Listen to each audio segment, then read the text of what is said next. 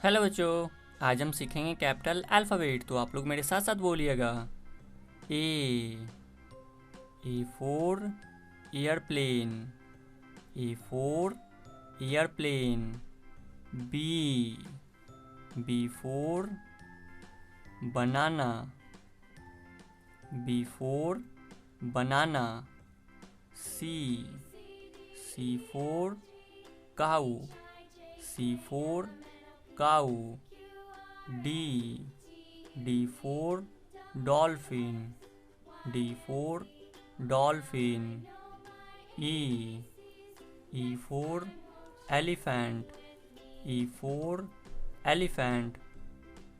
F for forest, F for forest. G for guitar, G for guitar. H for house, H for house. I for ice cream, I for ice cream. J for jellyfish, J for jellyfish. K for kiwi, K for kiwi.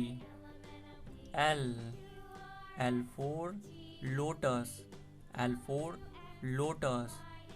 M for monkey, M for monkey.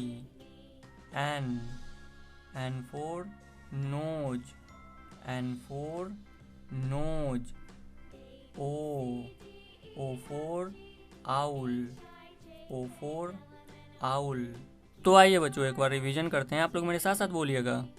A B C D E F G H I J K L M N O.